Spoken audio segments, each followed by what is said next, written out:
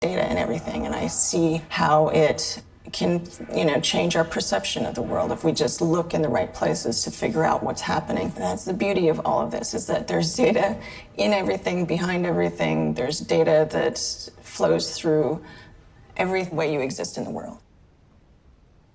We describe what we do as a blend of art and science. And Kim has a technical science background, and I have an artistic background. And I think that the blend of those two really influences our work. We were doing traditional web development for a long time, and it was at the perfect time in the late 90s to be doing internet and web stuff. And so it was really fun, but there came a day when, it started to drag on a bit, and we were tired of doing e-commerce sites and selling shoes, selling this and that. And Dino said, if I'm gonna switch gears, let's just make the switch to doing good things. We also had come across a really interesting interactive piece called The Glass Engine, which was just a really interesting way of looking at data and using data as an interface. And I just had this epiphany that, this is the way data should be used.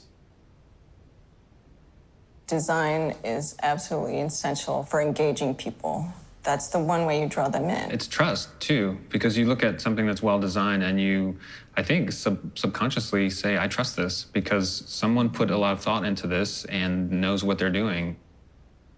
You start with this chunk of data. Using our tools, we start to put very rough visuals together. That's the most exciting phase for me about what we do, because each data set is sort of its own little set of surprises. No idea what's going to be in there and what shape it's going to take. Like we may know the topic, right? But how the patterns are going to be revealed is completely unknown. Once we have that understanding ourselves of what is going on in this data set, then we can start to make sense of that for whoever the audience is. The goal of our work is to allow people to interact with the data and to see the whole collection, see the raw data, and understand the patterns, the trends, and not to just accept the statistic.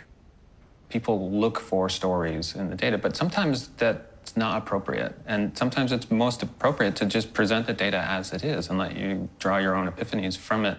It's basically like building that trust. It's saying, come with me on my journey through these numbers. Here's how we got these numbers. Here are all the methods we use. Here is the raw data. You can look into it whichever way you want.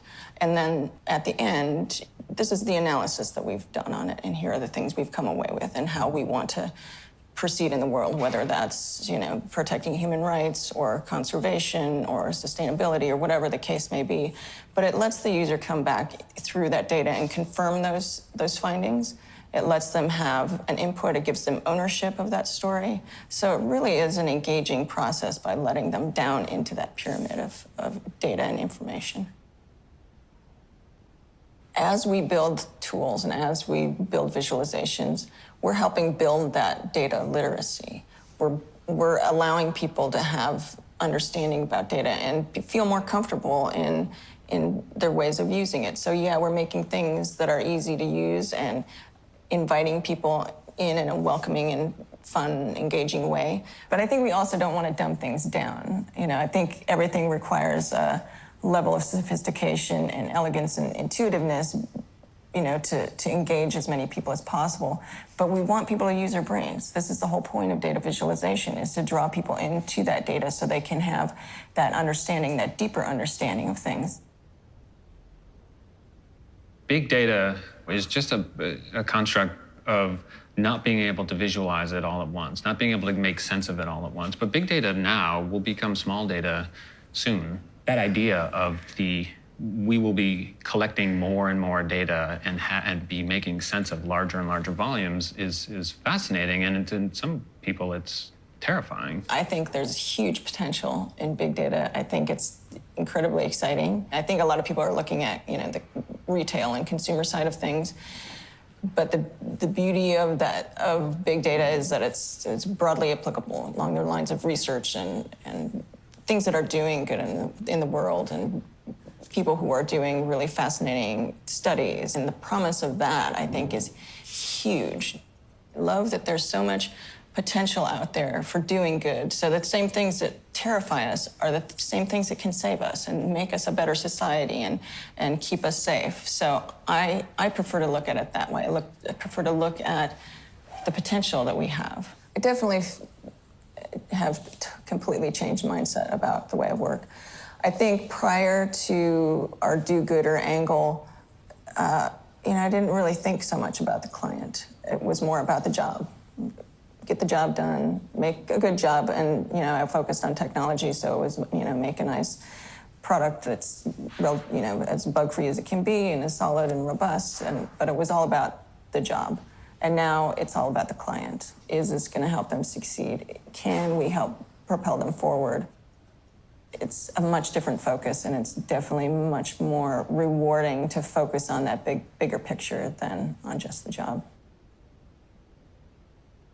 Prior to starting Periscopic, we were working in an industry, but it was very much just another person doing similar skills to other people. And it's tangible now that it is a unique field, and what we do is helping people, and that feels great. Yeah, it's rewarding.